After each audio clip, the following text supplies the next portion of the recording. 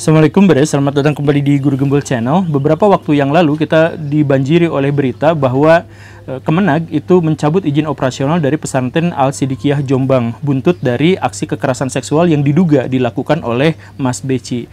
Tetapi beberapa hari kemudian kita menemukan juga berita bahwa izin operasional itu tidak jadi dicabut dan pemerintah telah membatalkan keputusan sebelumnya. Jadi pesantren yang dimaksud itu dipersilakan untuk menyelenggarakan layanan pendidikan seperti sebelum terjadi kasus yang seperti ini. Bagi saya pribadi ini sebenarnya adalah keputusan yang terlalu terburu-buru, baik yang pertama maupun yang kedua. Yang pertama terlalu terburu-buru karena apa? Karena izin itu dicabut justru ketika status Mas Beci pada waktu itu masih tersangka atau terduga, masih terlapor, sehingga kita tidak tahu apa yang sebenarnya terjadi pada waktu itu. Itu masih pernyataan sepihak di satu sisi. Tetapi keputusan yang kedua pun menjadi terlalu terburu-buru karena kita tidak menemukan sebenarnya apa hubungan erat antara Mas Beci ini dengan pesantrennya. Apakah pesantrennya benar-benar memberikan fasilitas kepada Mas Beci untuk melakukan hal-hal yang tidak senonoh misalkan, atau yang diduga dilakukan oleh Mas Beci, atau misalkan bahwa pesantren itu ternyata membela-bela Mas Beci sampai demo dan sebagainya atau melakukan kekerasan. Nah kan sebenarnya ini juga belum benar-benar diselidiki, sehingga baik pencabutannya maupun pembatalan atas pencabutan itu sebenarnya bagi saya sih terlalu terburu-buru. Tetapi apapun itu, sebenarnya ini juga memunculkan pertanyaan-pertanyaan di benak masyarakat. Kok bisa pemerintah mengambil satu keputusan, tindakan cepat pada satu titik tertentu dan pada titik yang lain segera membatalkannya? Nah, di episode ini kita akan sama-sama menelaah tentang salah satu dasar bagi pengambilan keputusan pemerintah. Sesuatu yang akhirnya membuat pemerintah itu sering terlihat gamang, terlihat gonjang-ganjing dan sebagainya. Dan dasar analisis ini bisa kita gunakan untuk banyak sekali masalah-masalah politik di dunia internasional maupun level nasional. Dan kalau misalkan Baraya sudah menyimaknya sampai tuntas, saya pikir Baraya pada akhirnya akan menemukan sebuah lokasi, tempat di mana para politisi jahat bertemu dan bersepakat dengan setan-setan yang mengaku dirinya sebagai ulama. Jadi simak videonya sampai tuntas, yuk kita mulai.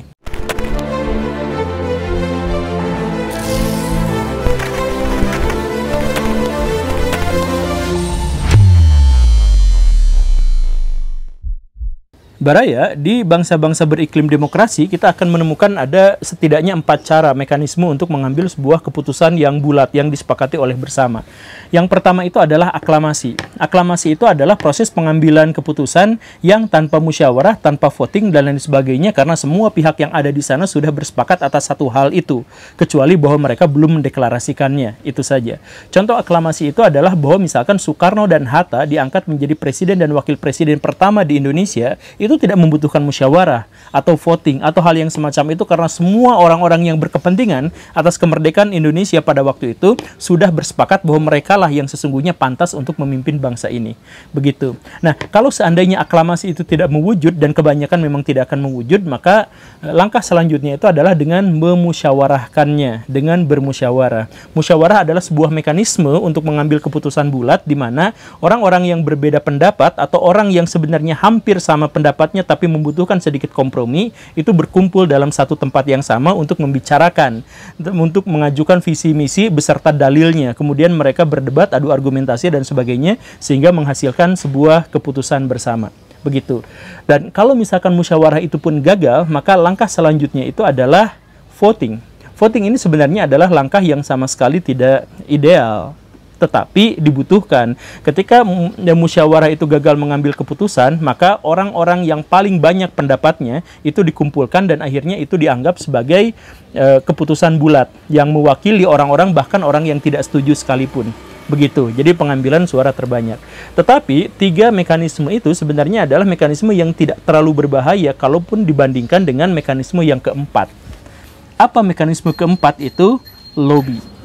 Apa itu lobby? Lobby itu adalah ketika sekelompok orang mengirimkan perwakilan atau utusannya kepada kelompok lain yang dianggap memiliki perbedaan pendapat. Dari situ, perwakilan-perwakilan yang dimaksud itu memberikan memberikan masukan atau kritikan, bahkan memberikan intimidasi, kompromi, atau sejumlah kompensasi untuk mewujudkan keputusan bersama. Begitu. Apa yang kemudian dianggap berbahayanya itu adalah bahwa mereka semua melakukan itu dengan cara tertutup, tidak diketahui oleh pihak yang lain. Bahkan perwakilan yang dimaksud itu bisa saja menawarkan sejumlah kompensasi dan kompromi tanpa disetujui atau diketahui oleh kelompok yang mengirimkannya. Begitu. Kita masuk contoh saja langsung ya, misalkan di Amerika Serikat itu kita mengetahui ada banyak sekali kasus penembakan. Ya, di episode yang sebelumnya sudah pernah kita bahas. Kenapa banyak sekali kasus penembakan? Salah satu alasannya adalah karena Amerika Serikat itu sangat melegalkan dan memberikan kebebasan kepada warganya untuk memiliki senjata api. Nah, walaupun sudah banyak kasus penembakan di Amerika Serikat dan menjadi yang paling banyak di seluruh dunia, pemerintah enggan untuk mencabut pelegalan senjata api dimiliki oleh masyarakat secara umum. Kenapa bisa seperti itu? Nah, karena diduga ada lobby-lobby politik yang sangat kuat dari para pengusaha-pengusaha senjata di Amerika Serikat. Atau contoh yang lain, di Jerman. Kita mengetahui bahwa Jerman itu adalah salah satu negara terindustri paling kuat di Eropa, yang terkuat di Eropa Barat. Seberapa kuatnya mereka, kalau misalkan kekuatan Inggris dan Prancis disatukan industri mereka, maka baru hampir menyamai Jerman. Sebegitu kuatnya. Nah, walaupun industri Jerman itu sangat-sangat kuat, tetapi bagian mengatasi masalah pemanasan global itu mereka paling terlambat. Jadi ketika negara-negara yang lain sudah bikin mobil hybrid, mobil listrik, dan sebagainya, Jerman yang paling terlambat dibandingkan dengan negara yang lain. Kenapa negara paling maju industrinya, tapi paling terlambat dalam inovasi teknologinya? Karena pemimpin Jerman, baik itu kanselirnya maupun presidennya, Perdana Menterinya, itu benar-benar ada dalam cengkraman lobby-lobby para penguasa atau pengusaha mobil. Begitu kurang lebihnya. Nah, sehingga si pengusaha-pengusaha mobil itu bilang sama pemerintah, please lah, kami boleh melakukan inovasi untuk mengurangi dampak efek pemanasan global dan sebagainya setelah kami balik modal. Makanya inovasi mereka itu menjadi lebih terlambat dibandingkan dengan produksi mobil negara-negara yang lain. Begitu. Itu contoh dari hasil lobby politik. Kalau kita masuk ke Indonesia, kita juga menemukan ada contoh yang semacam ini, dan sebenarnya hampir semua mekanismenya bentuknya seperti ini. Ini mah hanya contoh saja yang diberitahukan oleh seorang wartawan senior kepada saya beberapa waktu yang lalu. Jadi di zaman dulu itu ada seorang gubernur atau calon gubernur yang mau nyalon, tetapi dia belum punya uang dan belum punya masanya baru sedikit. Nah, apa yang dia lakukan? Dia bertemu dengan seorang pengusaha kaya raya dan dia bertemu dengan seorang pemimpin media massa. Nah, datanglah kepada si pengusaha itu, pengusaha, saya mau mencalonkan diri, tolong kasih saya dana. Kata si pengusaha, saya nggak akan kasih dana tunai, tapi saya akan kasih dana ke si pemilik media massa itu agar mempromosikan kamu habis-habisan supaya kamu jadi gubernur. Deal nggak? Deal yang seperti itu. Tapi, kata si pengusaha itu, setelah saya bayar si media massanya itu, berikan lahan di sana itu untuk lahan tambang saya, berikan hutan itu kepada saya untuk saya jadikan resort, buatkan ini dan pokoknya semuanya untuk saya, untuk mengembangkan bisnis saya. Deal nggak? Deal. Maka kemudian si pemilik media massa itu juga dihubungi. Oke, kamu harus mempromosikan calon gubernur ini begini dan begitu, lengkap dengan buzzernya, lengkap dengan orang-orang suruhannya di media sosial agar menyebarkan si gubernur, kebaikan-kebaikan gubernur dan untuk mengkanter yang buruk-buruk dan sebagainya. Berikan saya yang seperti itu, kata si pengusaha itu. Nanti kamu akan saya kasih uang dalam jumlah yang sangat besar. Deal nggak? Deal. Nah, jadi sejak saat itu, maka si pengusaha itu mendapatkan kesempatan untuk mengembangkan usahanya lebih besar lagi. Si gubernur itu, si calon gubernur itu pada akhirnya terpilih jadi gubernur, dan si media massa itu pada akhirnya jadi memiliki memiliki pasar yang spesifik, yang otentik, yang penontonnya itu-itu saja, karena pendukung dari salah satu calon gubernur. Nah, begitu. Jadi, kompensasi dan kompromi antara tiga mereka itu semuanya sudah terlaksana dan terpenuhi dengan sangat baik. Nah, tetapi itu baru dugaan. Karena kita tidak tahu sebenarnya bentuknya seperti apa, tapi yang jelas masyarakat hanya melihat bahwa kondisinya akhirnya seperti itu.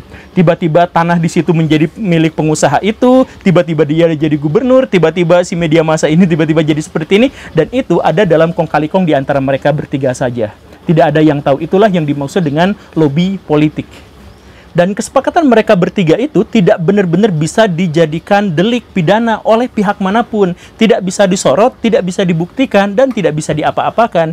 Jadi ketika misalkan si calon gubernur tadi itu mengajukan, ini saya dana kampanyenya sekian miliar. Aslinya jauh lebih besar, aslinya triliunan. Tapi yang dilaporkan miliaran. Kenapa seperti itu? Dan si Bawaslu atau KPU atau KPK melihat itu juga tidak bisa didelikkan apapun, karena tidak ada aliran dana dari pengusaha itu ke si gubernur ini atau ke calon gubernur ini gitu. Adanya pengusaha ke pemilik media massa, dan kita tidak tahu apa faedahnya. Mungkin aja kan beli saham atau apa, kan kita tidak pernah tahu itu gitu.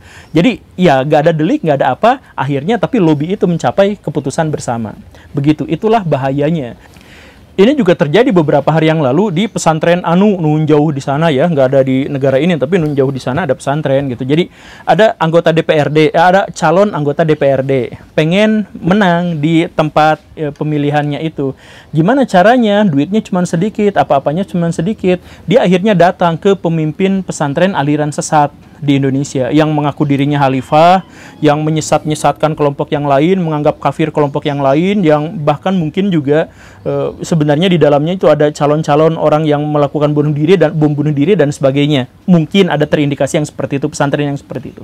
Nah, datanglah si anggota DPRD itu ke situ. Dia bilang, saya nggak punya duit, saya nggak punya apa-apa, tapi tolong dukung saya untuk jadi anggota DPRD begini. Kata si pemimpin pesantrennya itu, saya memiliki puluhan ribu santri. Jadi saya akan suruh mereka semua dan keluarganya untuk nyoblos akang. Dan saya juga akan membuat 10.000 santri saya itu menjadi juru kampanye bagi akang semuanya. Pokoknya mah dijamin. Sekian ratus ribu orang di sini pasti akan nyoblos akang.